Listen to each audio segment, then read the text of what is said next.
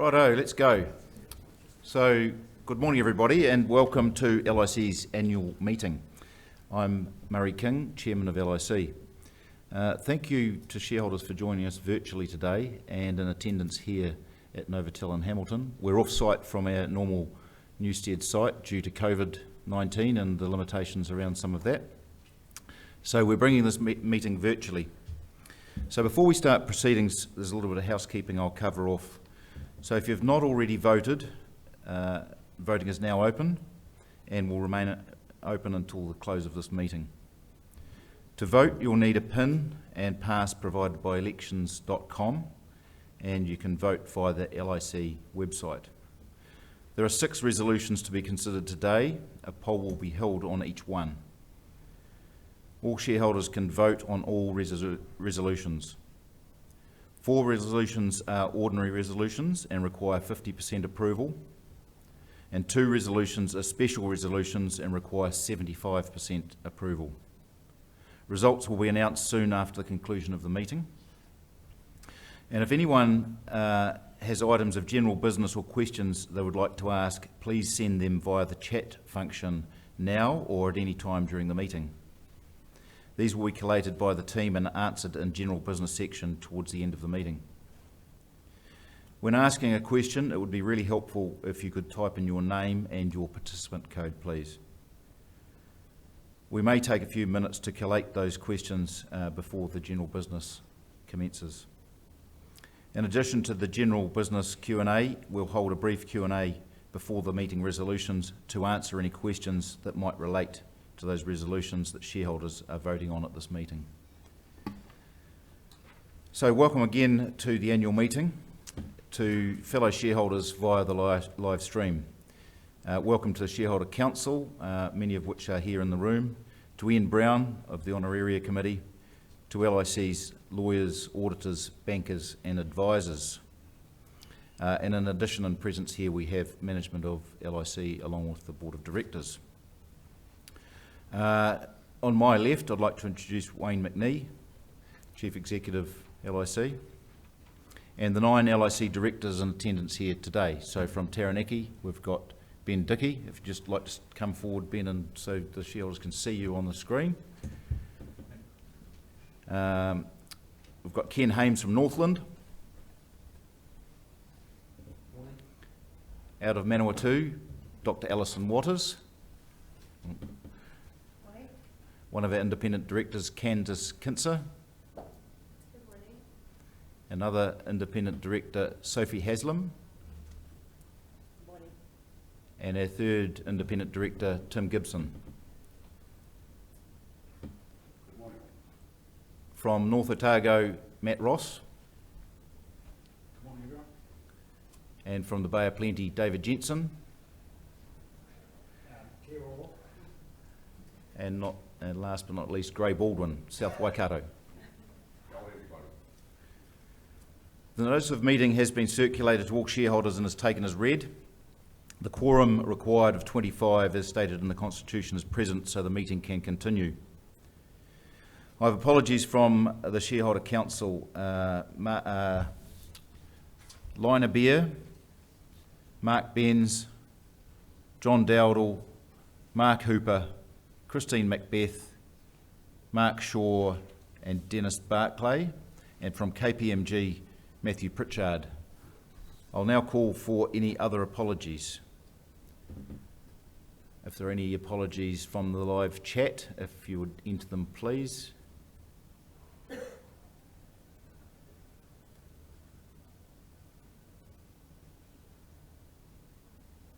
don't see any coming up here as yet. Okay, add Wynne Brown, please, to the apologies. If there's no further apologies, I move that they be accepted and call on Matt to second it, please. Thanks, Matt. I realise this is a busy time of the year and also a busy time of the day for farmers, so I do appreciate your attendance here at the virtual meeting. The agenda for today, I'll just quickly run through. The First and foremost, we're starting off a little bit differently with a little bit of insight into Minder, and before we get into the more formal part of the meeting, and then I'll cover off a financial overview, some business highlights. I want to cover a little bit about the impact of COVID-19 and the outlook. Wayne will then cover the investment in research and development and finances in more detail. We'll have the report from the Shareholder Council. We'll jointly talk about the LIC governance and representation changes, the appointment of the market maker. We'll go to the Q&A on special resolutions, followed by the honorary report. We'll conduct the voting of the resolutions and then conclude with the general business. So one of the strengths of LIC as a cooperative has always been our ability to use data to drive improvements in genetic gain and farm productivity. It's effectively part of the reason we are a member of the co-op, is in sharing our data for the benefit of generating better progeny. In today's farming environment, being able to access the information you need wherever you need it on farm is critical to your farm's performance and profitability. That's why we've been working really hard to transform our technology, modernise our systems, get off legacy technology and move data to the cloud. When you're busy and relying on Minder to give you that information you need to make decisions on your farm, it needs to work.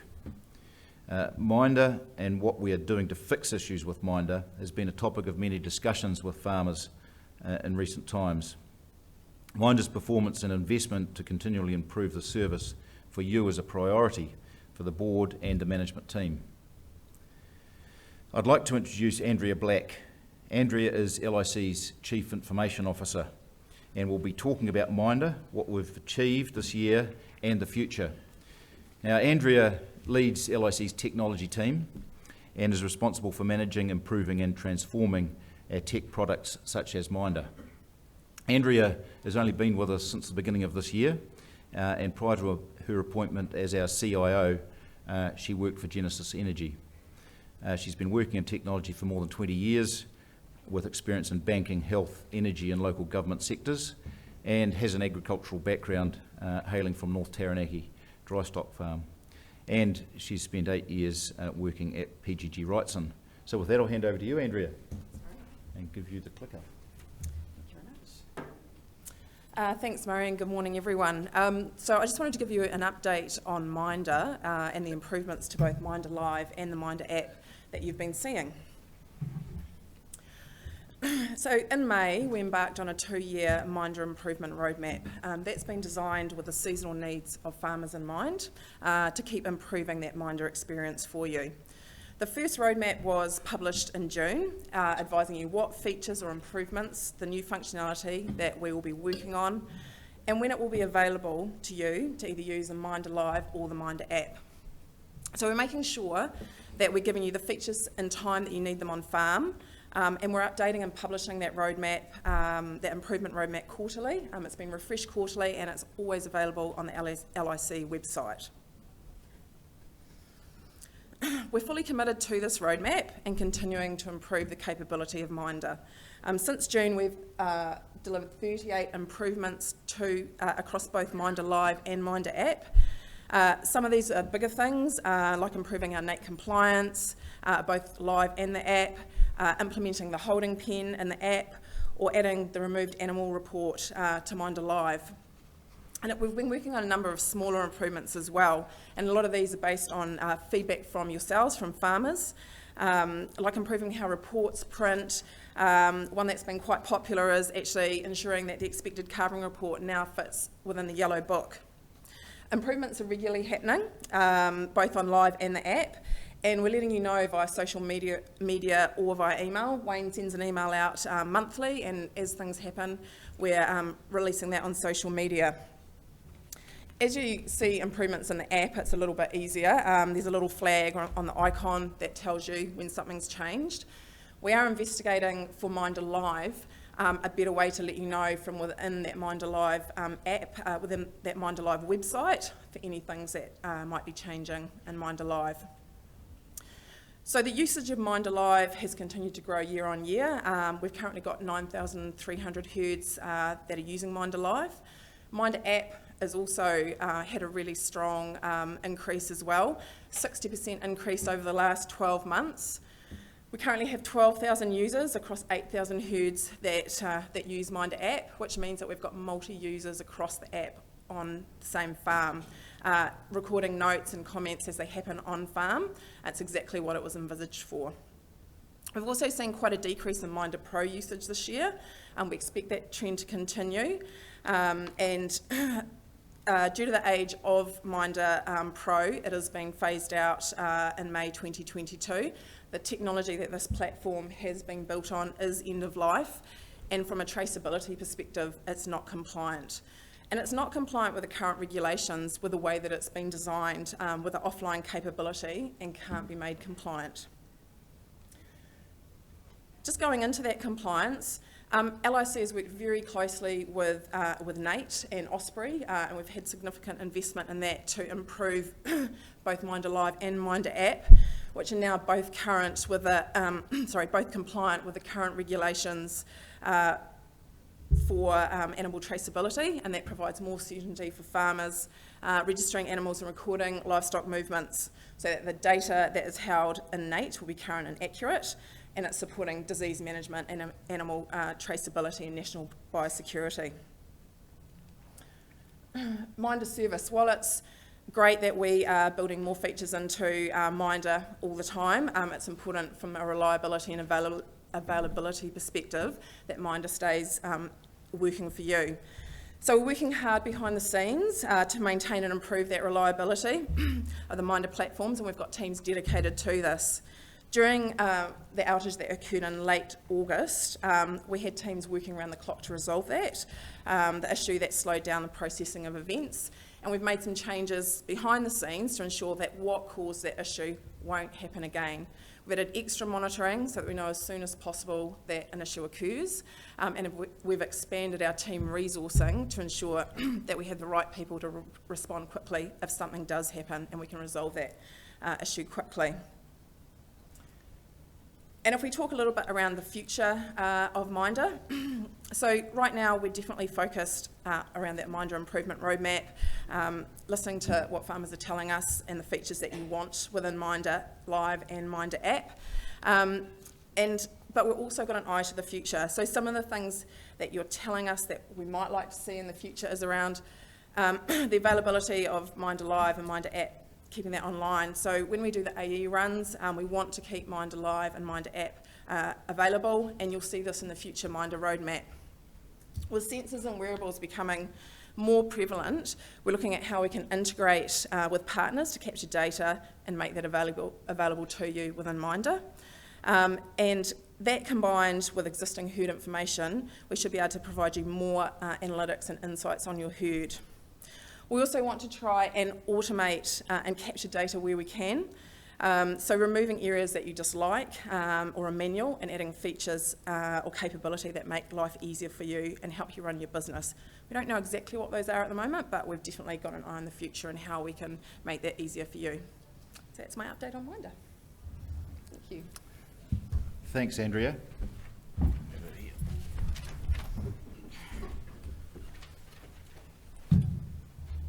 So I want to talk you through the highlights of the year, an overview of the full financial year, and as I say, business highlights. So LIC's result has been driven by our innovation-led growth strategy and our ongoing commitment to pushing the technological boundaries to deliver genetic gain and other products and services to our farmers. It is underpinned by ongoing benefits from our strategic initiatives to transform LIC into a modern, progressive cooperative. As far as the financials are concerned, total revenue was $254 million, an increase of 3% from last year. Our underlying earnings were $22.7 million, which was also up, and up from $19.5 million last year. As we always talk about research and development, we are heavy spenders on R&D.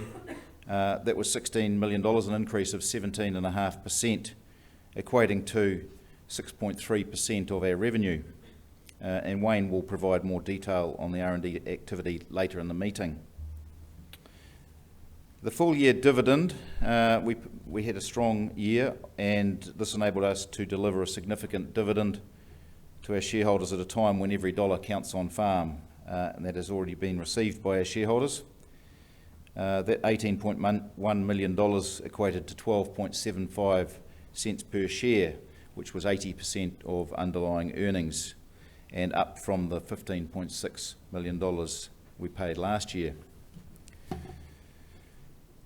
Our net profit after tax was $17.5 million, down from the $22.2 last year by $4.7 million.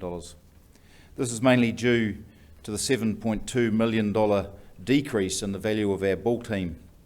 This is primarily because of the ongoing shift from daughter-proven bulls to genomic bulls. This change improves the rate of genetic gain within the dairy industry, but also has a negative impact on the value of the bull team. And the reason for that is that the genomic bulls are used for a shorter period of time than the daughter-proven bulls. Our expected future underlying earnings for the 2021 year are in a range of $16 to $22 million. And as you know, the last couple of years we have been reporting that regularly. This was a strong result that reflects the ongoing strength of our balance sheet, and we're proud to deliver this result to our shareholders. So, business highlights, or lowlights. Whoops, where are we? So the result was driven largely by the continued shift to precision farming, with shareholders investing more in genetics and technology solutions that support them to provide more with less and drive future improvements in efficiency and sustainability. We've seen an increased demand for our premium products, including genomic bulls, sexed semen and genetics offerings in A2, short gestation and Wagyu. So I'll cover each of those in turn. So genomic semen. As technology evolves and our genomic data set grows, so too does our selection intensity and accuracy, and ultimately allows farmers access to genetics faster. Use of genomic semen increased 65% from what was 23% to 38% of LIC semen sales, and that's largely through the Ford Pack product, obviously. The use of genomics brings the generation interval down from the previous 5 years to as little as 2 years, thereby turbo boosting genetic improvement and ultimately production efficiency of dairy cows on farm. I'm going to single out one particular bull this year. 111037 Sanray Beamer will be the fourth bull to hit the massive milestone of delivering 1 million straws. However, due to the increasing use of genomics, Beamer is likely to be one of the last bulls to reach this achievement. Sexed semen. This shows a 163% increase. Liquid semen delivers a 90% chance of producing a heifer calf. To meet the increasing demand from farmers for fresh sexed semen around the country, LIC is investing in wider distribution of its fresh sexed semen product across New Zealand this spring. Long-last liquid sexed semen is being made available to almost every dairy region, the widest area since it was launched, covering all 3 major dairy breeds.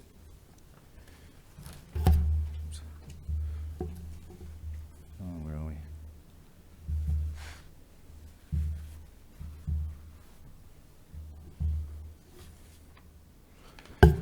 A2. LIC has been providing farmers with A2 genotype testing for more than 17 years. Our first A2 bull was made commercially available to farmers for AI in 2002. This year, there was a 49% increase in A2 inseminations, with more than 650,000 inseminations. A2 testing increased by 42%. It's interesting to note that this is despite the fact that farmers in most cases don't get any premium for that A2 milk. The increased uptake of these products demonstrates the value on farm of LIC's ongoing investment to enhance our core genetics. This is good for our industry, for the profitability, competitiveness and reputation in global markets.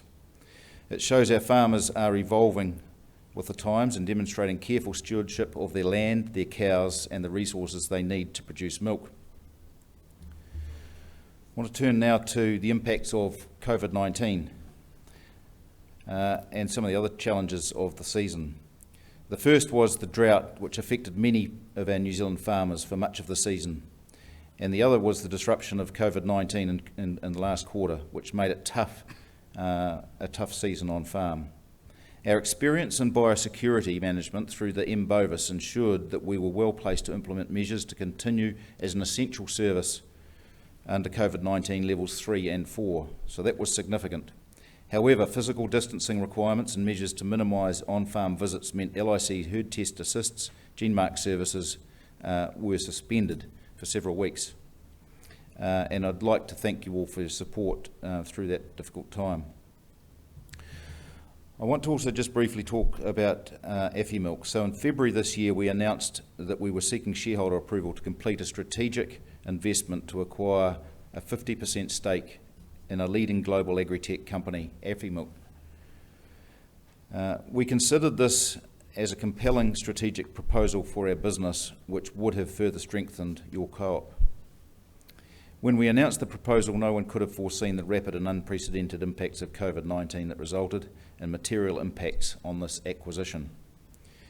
As the board has stated, we understand and respect our shareholders, their decision, particularly given these impacts and the wider domestic and global economic uncertainty. However, the strategic drivers behind this acquisition remain for LIC, and we will continue to assess other opportunities in the future to stay close to evolving technology and data capture. LIC is match fit in playing its role to support our shareholders as they navigate their farming businesses through the challenges of the 2021 season. LIC has some seasonal debt, a strong balance sheet with no term debt, and based on the impacts of COVID-19 on the forecast milk price, although pleasing to note a small increase this morning, the credit tightening for farmers and increased compliance costs for the next season for New Zealand dairy farmers and LIC, the board has kept its underlying earnings forecast for the next financial year, which is still expected to be in the range of $16 to $22 million. I'll now hand back to Wayne.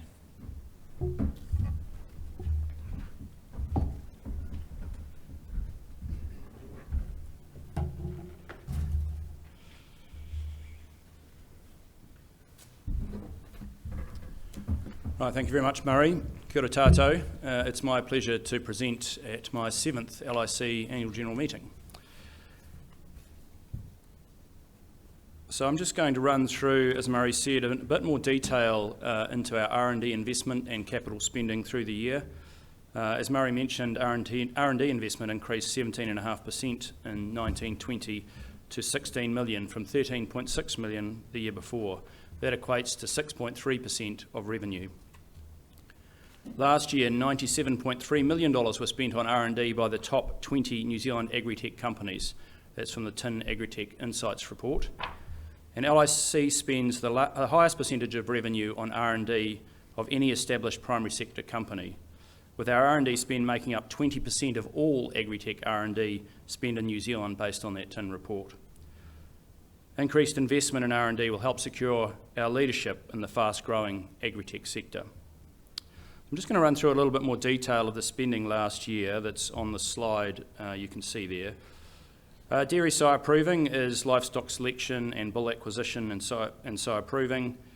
Development projects are enhancing and developing LICA products, including inline milk meter work on testing meters and also developing a framework for the use of inline milk meters in animal evaluation. There's a small spend on R&D support and delivery.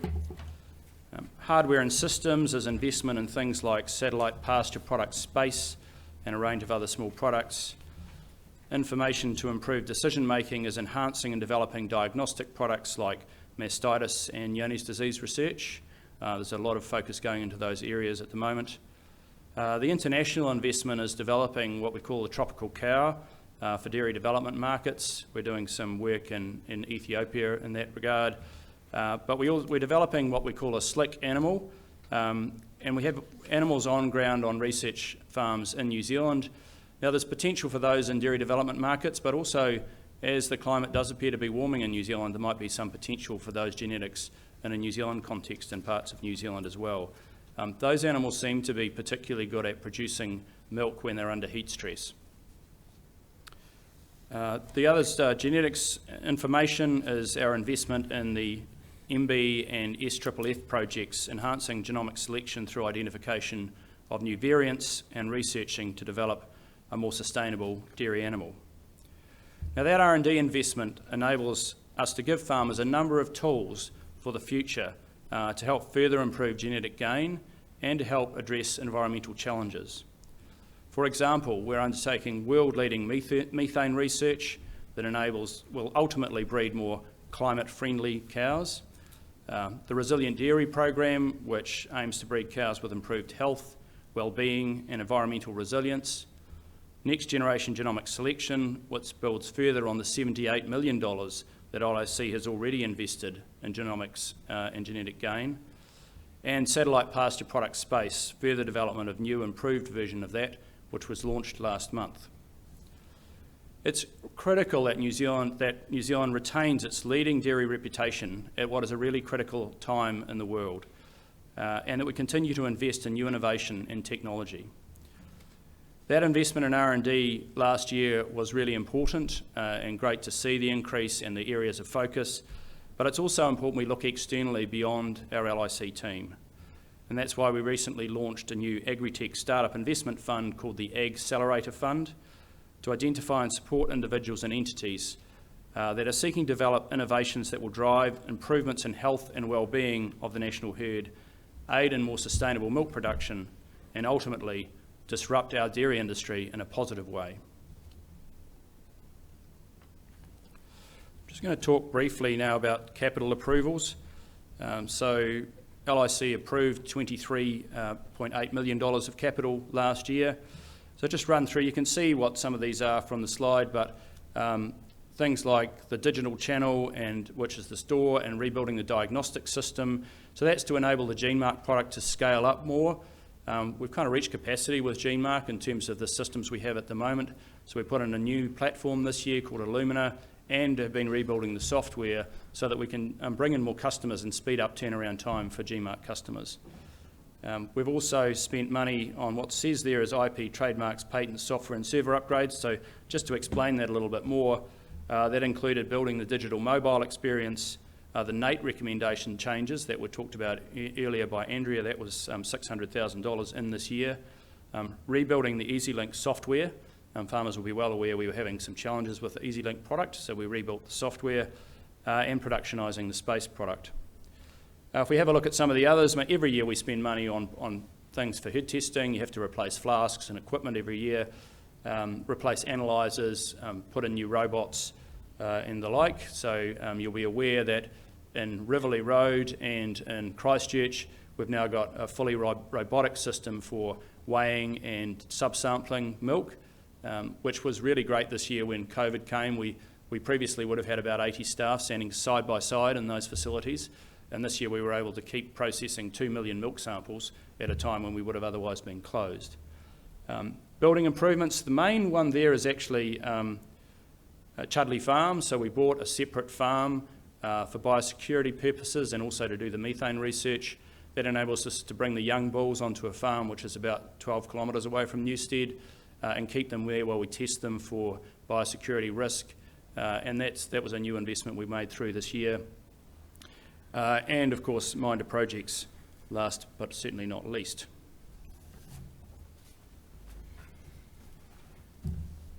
Just going to talk through the revenue for the year briefly. We did have a record revenue again this last year of $254 million. That was an increase of about $7.4 million on the previous year. Now, if you look back in the past, you could see that our revenue used to grow on the back of increasing cow numbers, about 100,000 extra cows each year for 23 consecutive years. But you can see that over the last few years, those cow numbers have actually reduced slightly. We're about 150,000 cows down from the peak in 2016. But revenue has continued to increase through that period. And that's driven largely by demand for premium products, by improved genetic products, things like GeneMark, diagnostics products, space, So that's what's continued to increase revenue while we see sort of flattening off of cow numbers.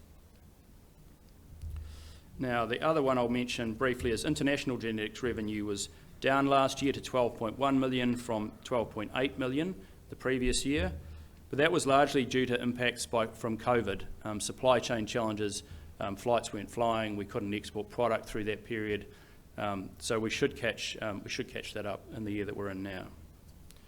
And LIC remains the leading supplier of genetics for semen globally for grazing systems. So this is a really important slide for us. It tells the contribution, or part of the story of the contribution that LIC makes on farm for dairy farmers. And if I just touch on these, and clearly genetic merit, and that's the continued improvement in genetic gain that we get year on year as a result of the ongoing improvement in the quality of genetics that we supply to dairy farmers. Some of the other things, reproductive performance is providing information to farmers about how to improve reproduction, and we have seen continued fertility improvements over time as well.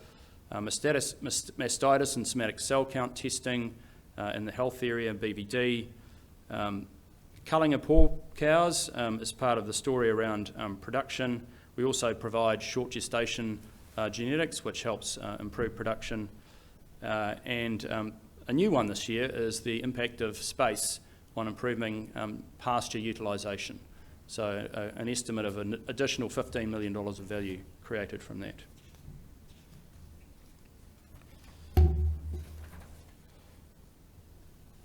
Okay, my last slide. It's 70 years since we began artificial breeding in New Zealand. And we've seen ongoing improvements in not just in production, which is what this slide shows, but improvements in fertility as well, improvements in the health and well-being of cows. So we first began artificial breeding in the 1950s, in 1950 actually, when the average milk production was 188 kilos of milk solids. And the other thing that was interesting in those days is that when you bred the next generation of cows, you had a 30% chance of them being worse than their predecessors, about a 30% chance of them being better, and a 30% chance of them being the same. So a third. Now we get continued ongoing improvement. So there's a great thanks to the people that began artificial breeding in New Zealand and started off the scheme that we use now. And on that note, I will hand back to Murray. Thanks, Wayne. So I'll call upon Mark Meyer to present the Shareholder Council report, please. Welcome, Mark. Thank you very much. Kia ora tātou tātua. Mr Chairman, members of the board, the Chief Executive, members of staff, shareholder and fellow shareholder councillors. It's my pleasure to present to you for my last time the LIC Shareholder Council report for 2020. What a year this has been. Who would have thought that we were presenting this AGM to you via a virtual meeting? Changes within the council over the last 12 months. Currently the Shareholder Council is made up of 21 regionally elected farmer representatives from the top of the North Island to the deep south. The council members run varying farm systems, from large multi-herd owners, equity partnership operators, through to 50-50 share milker operations. Over the last 12 months, we've been able to fill the vacancy in Ward 16. Christine Macbeth has been appointed to this position. We welcome Christine to our meeting back in July, and Christine is representing the Nelson, top of the South Island ward. So welcome, Christine. After 9 years' service to the shareholders in the coastal Taranaki ward, Bede Kizik retired from the council in May. On behalf of the council, I would like to acknowledge the work that Bede did for his shareholders, so thank you, Bede. After 21 years' service to the LIC Shareholders Council and shareholders from throughout the country, Gordon Glentworth retired. Gordon tells me that his service to LIC goes back a long time than the 21 years that he's done on the council. He was part of the Taranaki Regional Board, is that right, mate? Prior to the formation of the Shareholders Council. Gordon, thank you for all of the work that you have done, the knowledge that you have passed on to many councillors over your long tenure. Your humour and your loyalty is incredible. Unfortunately, we still have a vacancy in Coastal Taranaki Ward of Ward 12, and fortunately Gordon couldn't keep away, and he has offered to fill a vacancy that he created in Ward 13 for a further 12-month period. Appointed directors. Clause 21 of the LIC Constitution requires that the Shareholder Council consider any person that is nominated as an appointed director, and if so, approve such an appointment if the Shareholder Council so decides. This year, the Shareholder Council unanimously endorsed the reappointment of Mrs Sophie Haslam for a further 3-year term. Afi Milk. Earlier this year, the board came out to the shareholder base seeking support for the purchase of a 50% share in the Israel-based Afi Milk Agricultural Cooperative. This cooperative specialises in automation, farm management and cow monitoring, and operated in many countries throughout the world. There were many synergies that could be seen in the partnership between Afi Milk and LIC. However, you, the shareholder base, voted against the proposal. There was considerable discussion at the time of the proposal about the pros and the cons of the proposal.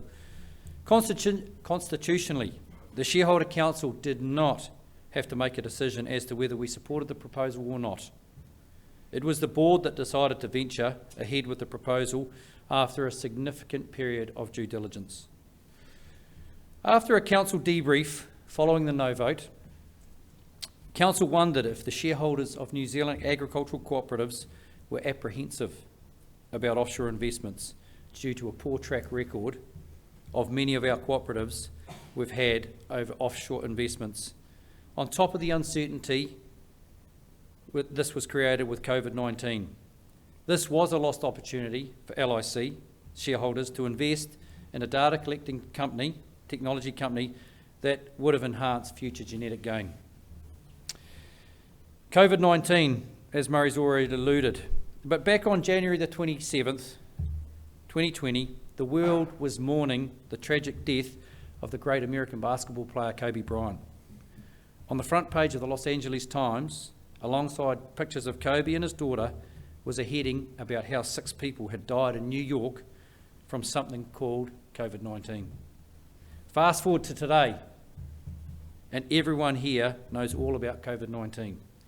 The disruptions to our lives and the economy from lockdowns and the tragedy of the lives that have been lost. LIC, in the eyes of the Shareholder Council, must be congratulated for the way in which close to 600 staff from Newstead were sent home to work remotely, and many still do. The agri-managers continued to liaise with farmers during the busy sales season. Yes, as acknowledged, there has been a small drop in revenue due to the impact of COVID-19. However, the cooperative has been able to supposedly weather the storm. We were fortunate to be allowed to trade under the essential service banner, and did so without claiming the wage subsidy. I want to reiterate our thanks from the Shareholder Council and the shareholder base to our Chief Executive, Wayne, for his and his team's ability to continue to operate our cooperative in the most effective manner possible during this global pandemic.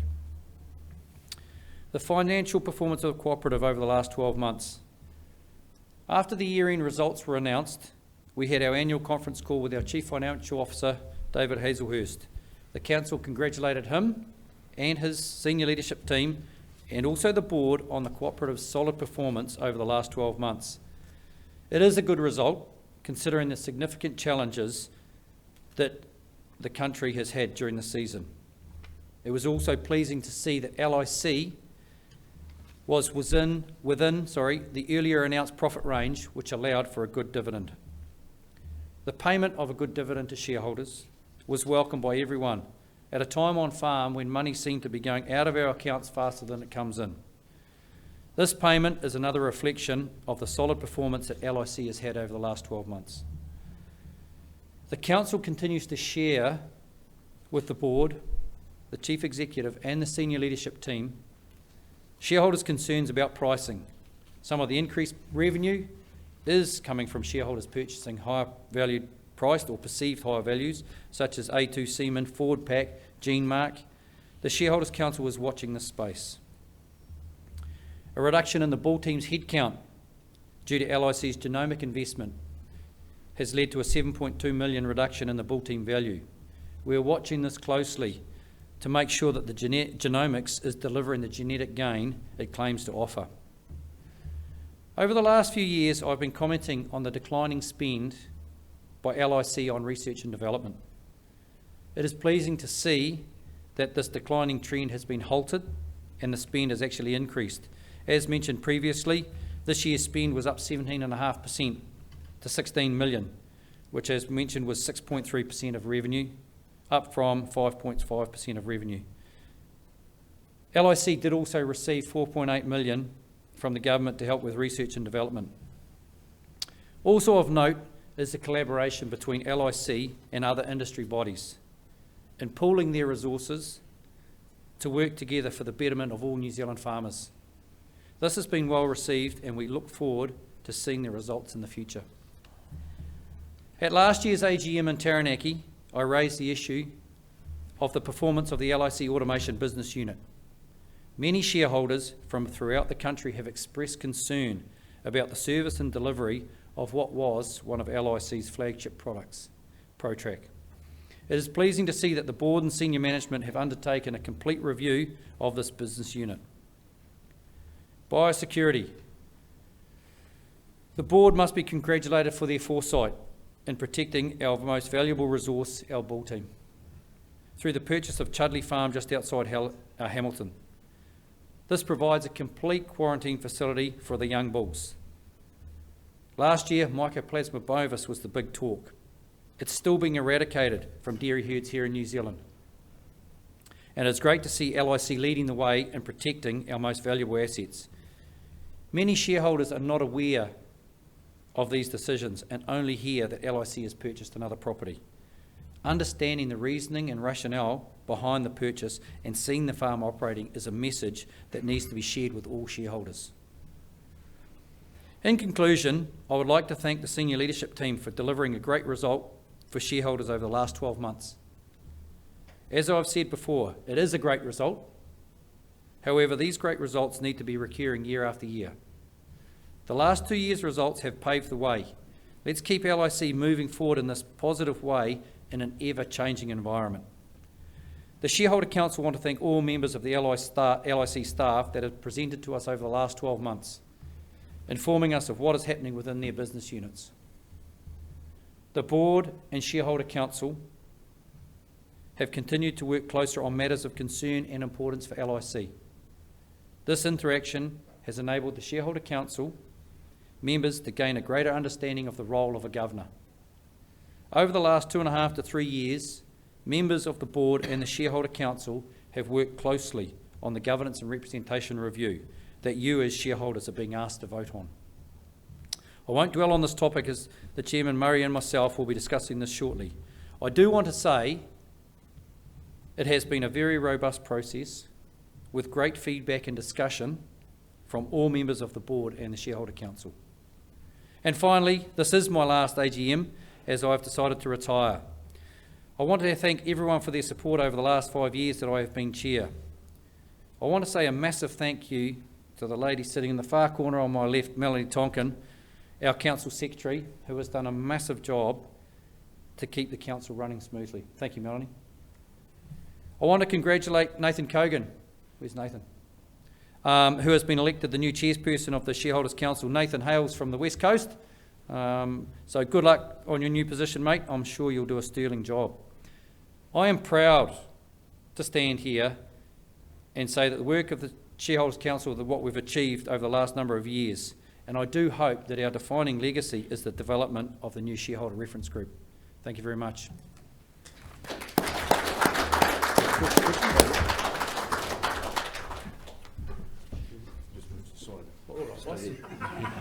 Hey Mark, just hang around.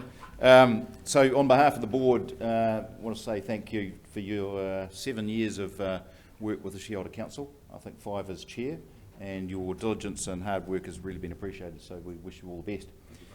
So this year, as well as the business as usual matters, we're seeking shareholder support to update and streamline LIC's governance and representation structure. This includes changes to the board and the role of the Shareholder Council. We started looking at the structure of LIC's governance and representation back in 2015. When we started a comprehensive review after the share simplification, and then in addition to that we started again after the simplification in 2018. Now is the right time to make these changes as the next part of LIC's transformation.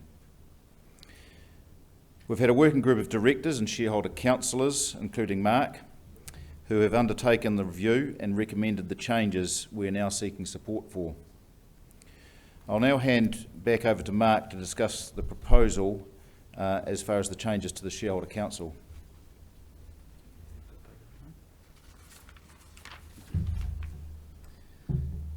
Thank you, Murray.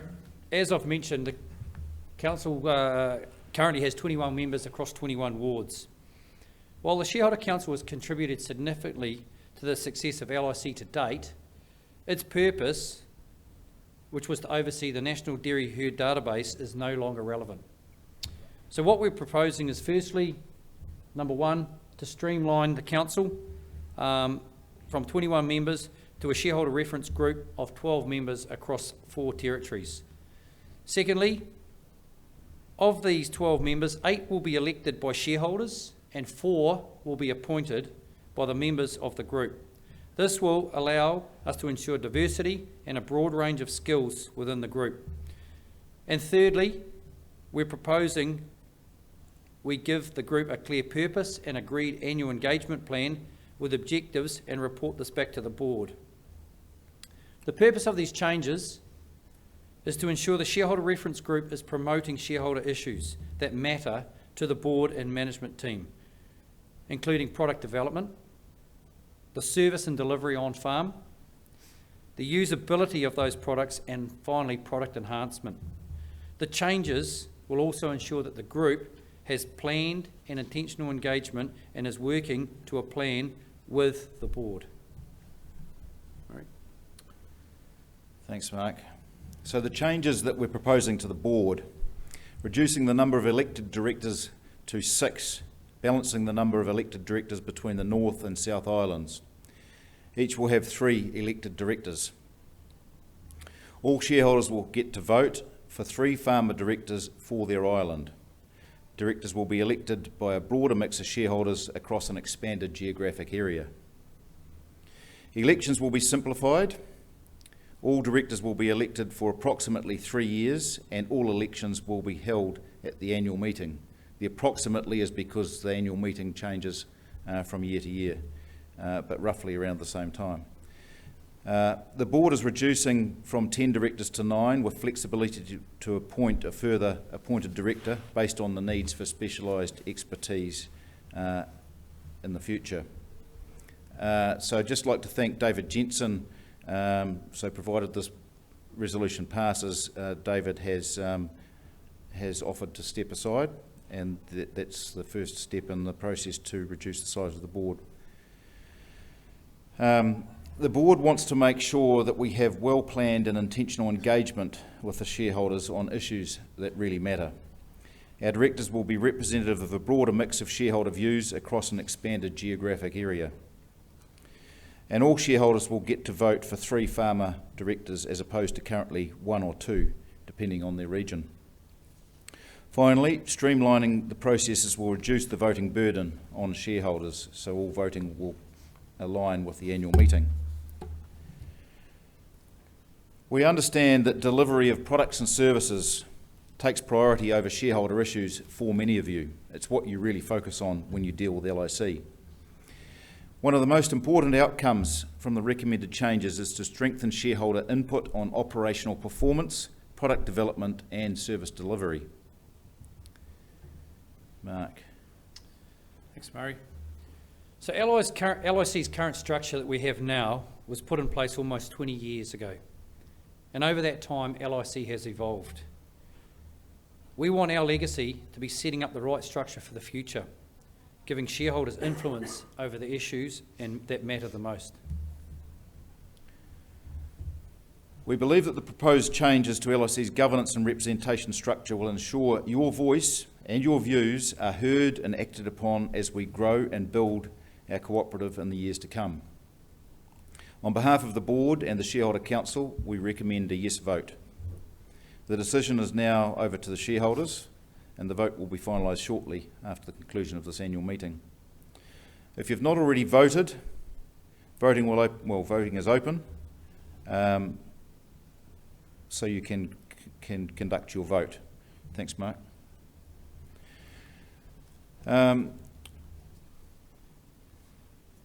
Appointing a market maker.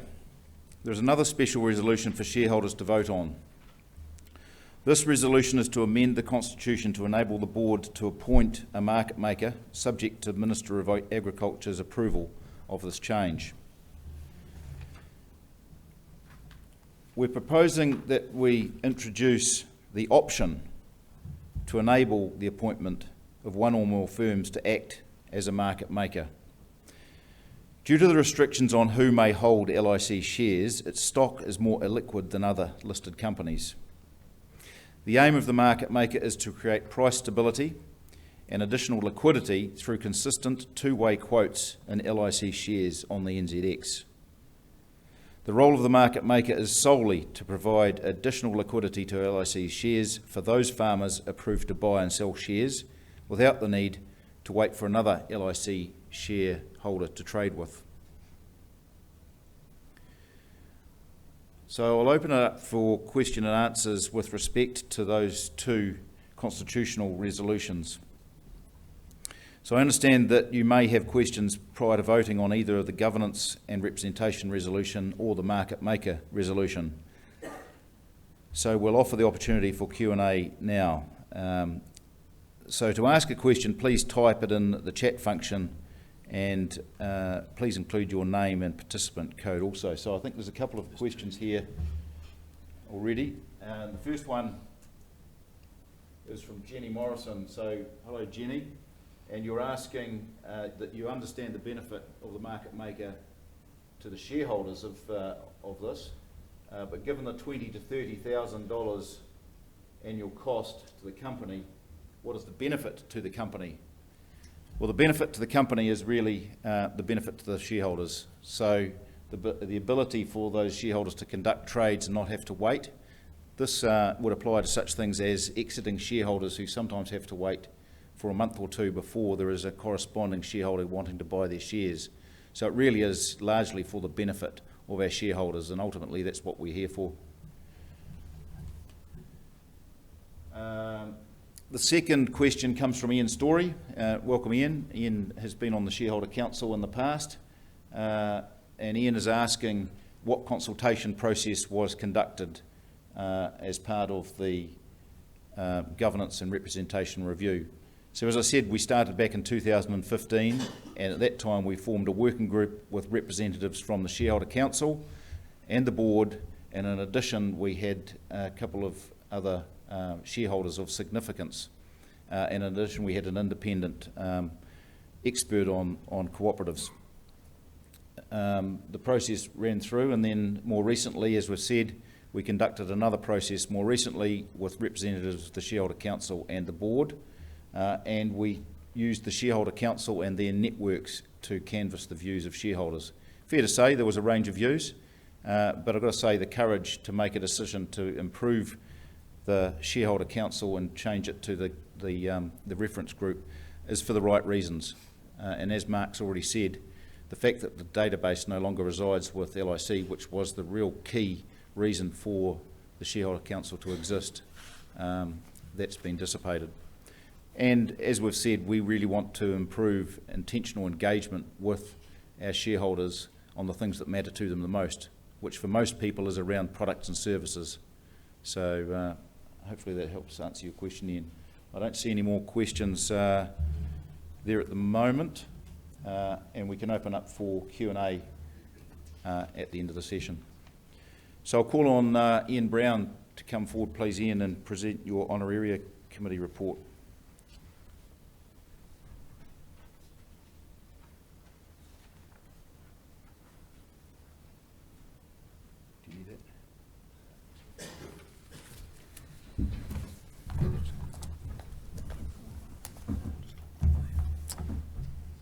Great. Thank you, Mr. Chairman, and good morning, ladies and gentlemen.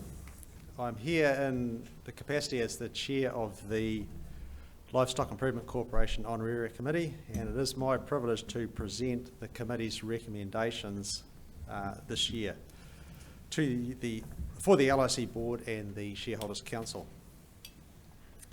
My fellow committee members are Shirley Trumper, who has been recently elected. She is from Rotorua. Scott Montgomery, he's been on the committee for a while, from South Auckland. And Paul Todd, also been on the committee for some time, from Nelson. The committee receives excellent administrative support from Melanie Tonkin, and I would like to thank Melanie for her contribution to the committee over the past year. The committee would also like to express its thanks to David Gascoigne, who was the prior chair who retired during the year, and thank you to David for his contribution to the committee and to LIC the Co-op. In accordance with Clause 24 of the LIC Constitution, the role of the Honoraria Committee is to consider and recommend the form and amount of remuneration of the directors and shareholder councillors to the shareholders. The committee met 3 times this year, once in person, the other meetings via Zoom or electronic, however you want to describe that. And in the personal meeting, we had one-on-one conversations with both the board chair, Murray King, and the shareholder council chair, Mark Meyer. The committee also reviews data and analysis of New Zealand director fees that are collated by Strategic Pay and the New Zealand Institute of Directors.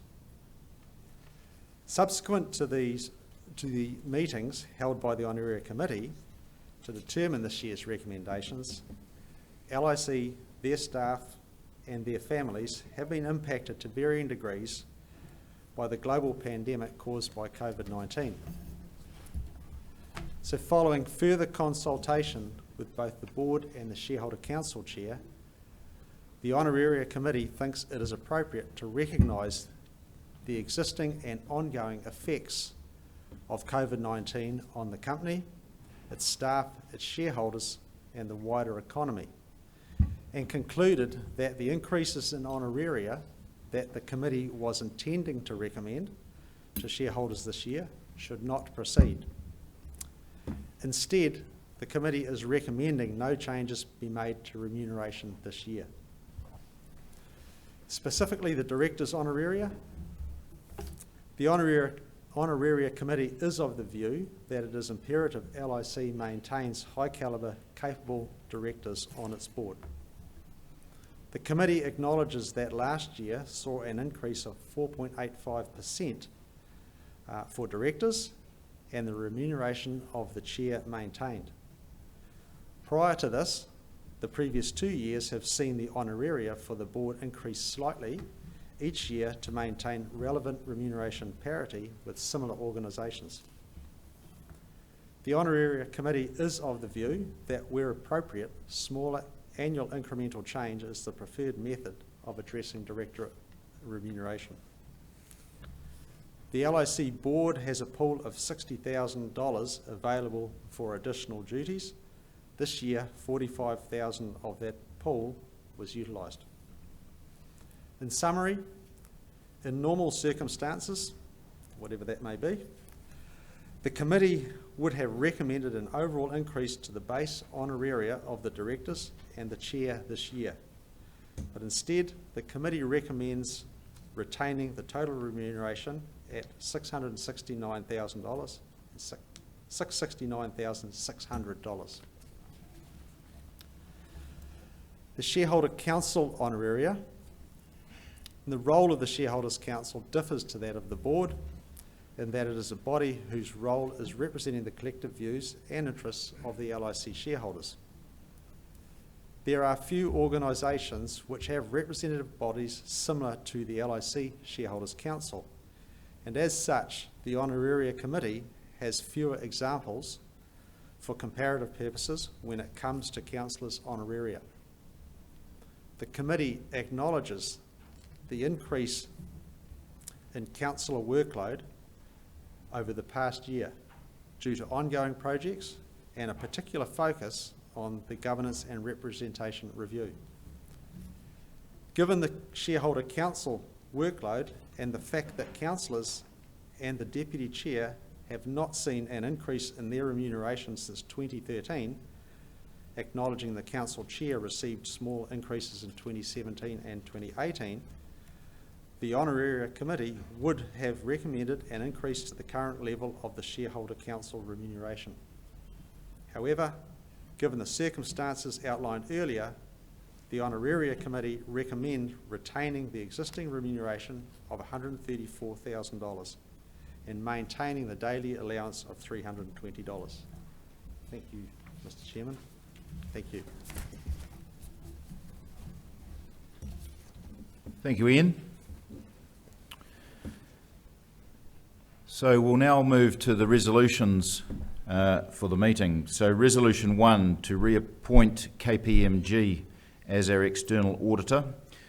To consider and if thought fit to resolve by way of ordinary resolution to reappoint the Chartered Accountancy Partnership of KPMG as the auditor until the conclusion of the company's next annual meeting, and that the directors be authorised to fix its remuneration. So I'll ask David Jensen to move that, please. Yep, I'll script. Just a quick note for shareholders. I've been a member of the Audit Committee now for the last 9 years.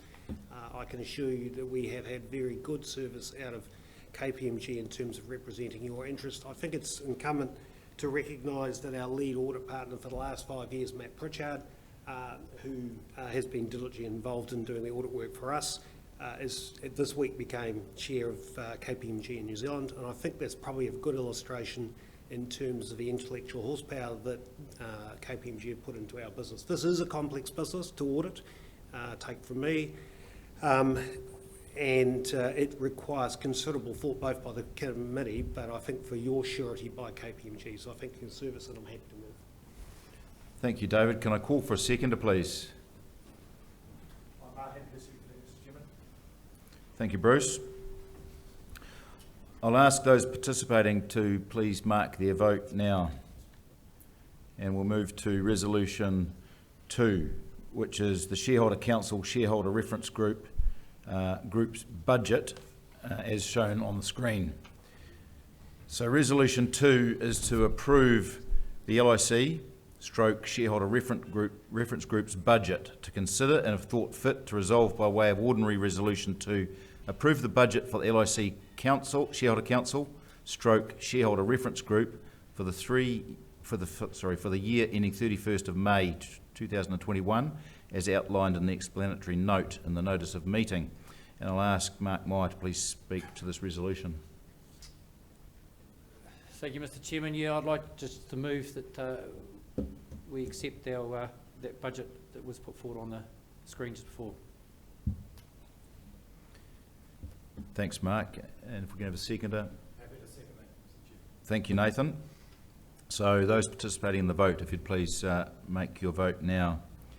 And we move to Resolution 3, to ratify the reappointment of Sophie Haslam as an appointed director, to consider if thought fit to resolve by way of ordinary resolution to ratify the reappointment of Sophie Haslam as an appointed director for a term of approximately 3 years, expiring at the conclusion of the third annual meeting following this annual meeting.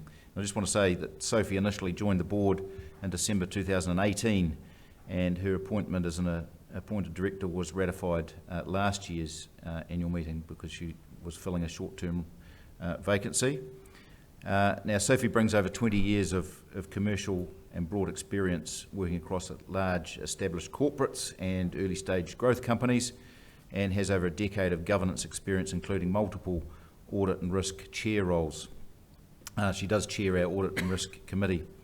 She's a current director of Rangatira Limited, Centreport. She's the chair of Meteorological Service. She's a director of Cordia, Oyster Property Group and the Akina Foundation. She's a chartered member of the New Zealand Institute of Directors, and the board would like to ratify her appointment for approximately 3 years and continues to consider her to be an independent director for the purposes of the NZX listing rules. So Sophie, would you just care to come forward and maybe say a few words? Thank you, Murray. Having not come from the dairy industry, it is fair to say that the last 2 years has been a steep learning curve for me in understanding LIC, but also getting to grips with the broader issues that face the dairy industry, and I have really, really enjoyed that process. Murray has talked about the experience that I have, and I think that is the value that I bring into the boardroom, is that cross-industry perspective. If I think about some of the experiences just in the last few years, at Met Service, we had the largest cybersecurity attack in the Southern Hemisphere over the last few months. Certainly an experience to go through as a director. At Centreport, we've had to rebuild the whole organisation post-earthquake. So I bring a lot of different perspectives into the board. When I was interviewed for this role, I believe it was Ben looked me in the eye quite with his steely eyes, his Superman look, and said to me, "Do you care?"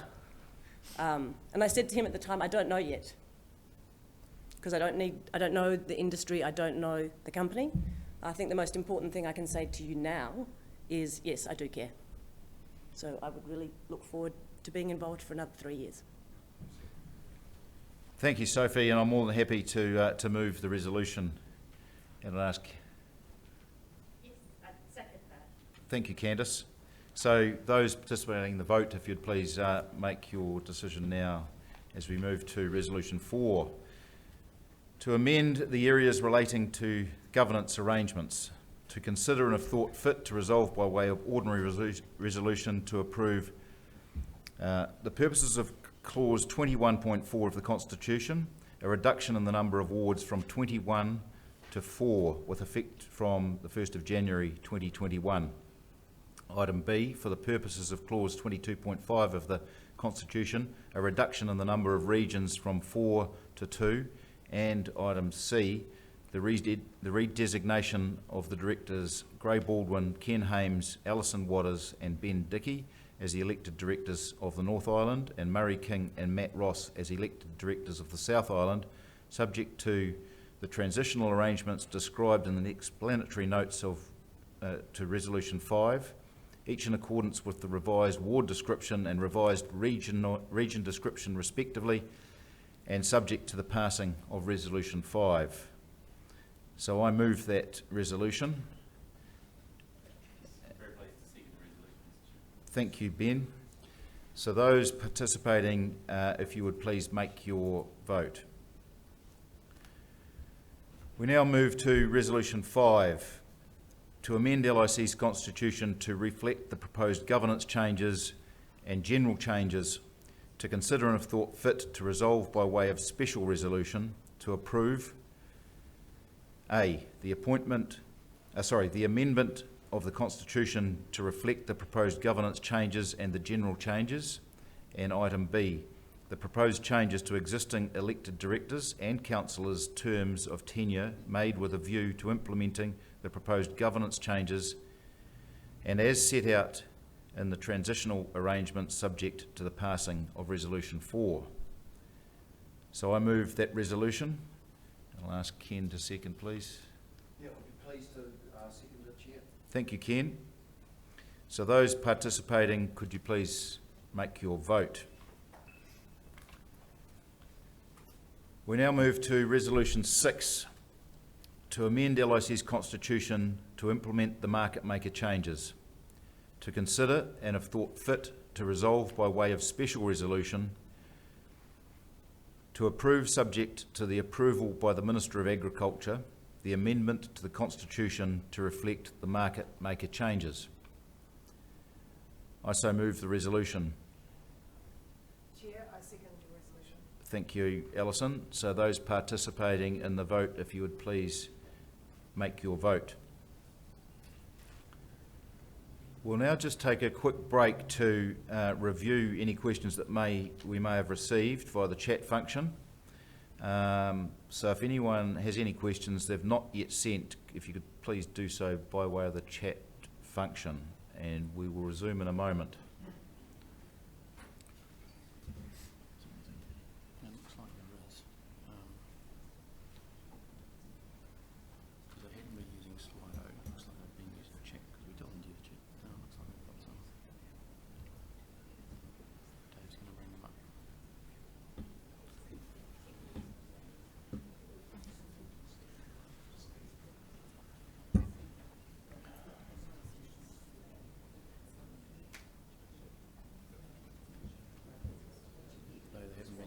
Slido that we can chat.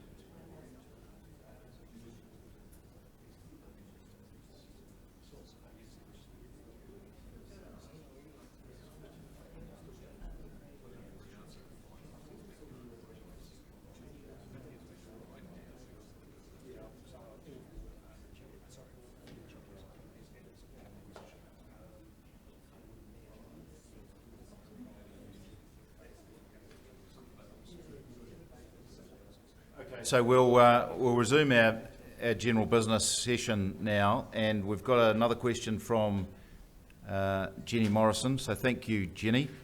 There are two questions actually here. So the first one is directed to me, and I'll read it out. So given that once the market adjusted to the new share structure shares and have only traded at an average of around 80 cents a share for the last 12 months, and given that the $1 value decided by the board at the outset was a best guess estimate, why has the board not adjusted the shareholder debt downwards? So essentially this was a position that was taken by the board, and effectively as it is a listed share, it is decided by the market, and the market has determined that price. No, the shareholders also voted on that. That's right. value. So, and the shareholders did vote to support that resolution at that value. So, I hope that answers your question, Jenny. Now, there's another. Sorry, there's just a little bit of background here first. This is actually a question for LIC's auditors. So Dory Fisher's here. If you'd come forward, Dory, I'll read out the question. And if you could probably just come round to the microphone on the side. So, LIC's financial accounts must reflect this uncalled capital as an asset somewhere in the accounts, with the average value of the shares on the open market for the last year at around 80 cents, even though the company is holding a debt of $1 a share. Is that the end of the question? No, it's more, yeah. Oh, there, sorry. So, does this effectively give a slightly overinflated value of the company? Would this material from another company's perspective, when doing due diligence for mergers, JVs, etc., would this be material from another company's perspective when doing due diligence for M&A and JVs? Hope that makes sense to you, Dory. So the dollar that was there, that was at the time of three years ago. So that was the fair value at that point in time. With, as you alluded to before, the market capitalization changes over time. It's now 80 cents. It does go up and down. But at the time of when it was $1, that was what the fair value was at that point in time of the shares. Okay. If that answers the question. Well, maybe Jenny, you can come back to us offline, and we can actually give you a little bit more insight into that answer, or into your questions actually. Are there any further questions in general business? Doesn't look like it is. Nothing's come through online. So time has come to close the meeting. For myself, the other directors and shareholder councillors, we're all available to talk through anything that you may want to raise throughout the year. But thank you for all attending this virtual annual meeting and for your support over the last year to help us achieve a great result that we've shared today, and we wish you well for the season ahead. Thank you. Oh yeah, though I know I should be strong, I fear that I'll be weak and you'll be gone. Though I know I should believe,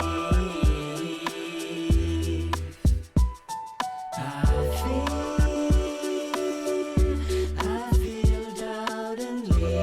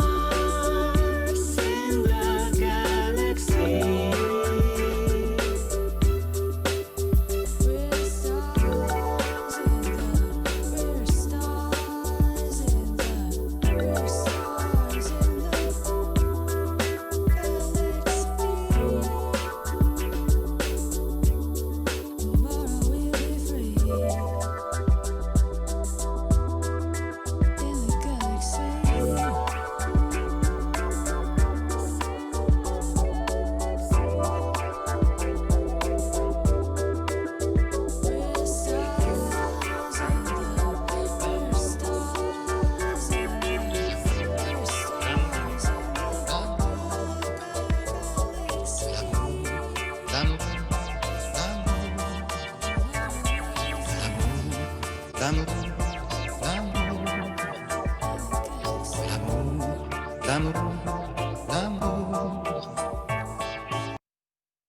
like London.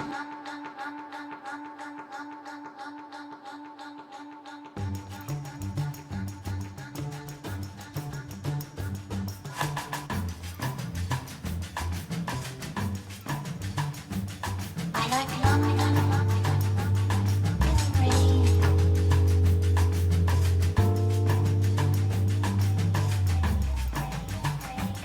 I like London. Rain.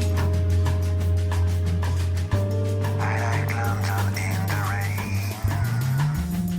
I like London. Rain.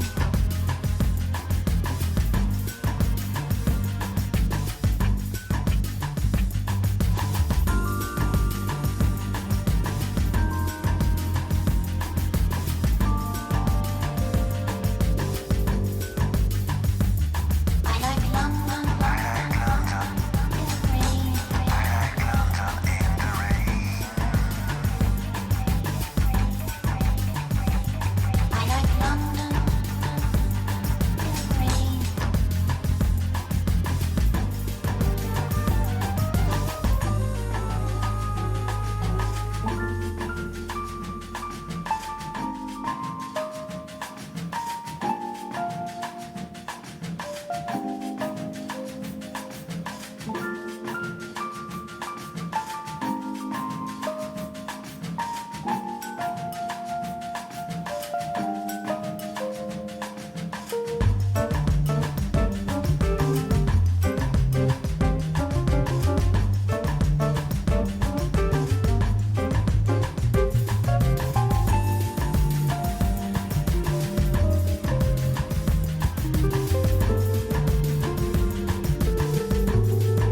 I like London. Rain. I like London in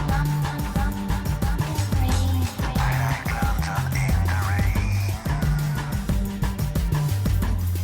like London in the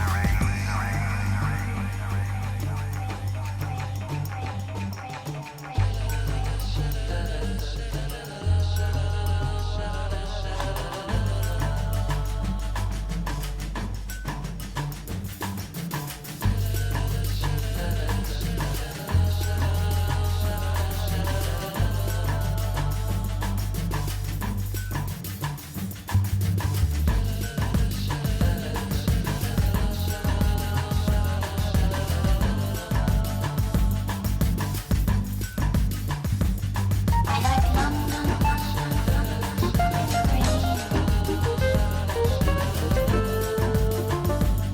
Rain.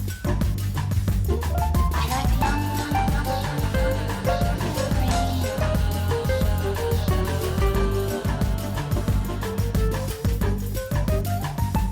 I like London. I like London. Rain. I like London in the rain. I like London. Rain. I like London in the rain.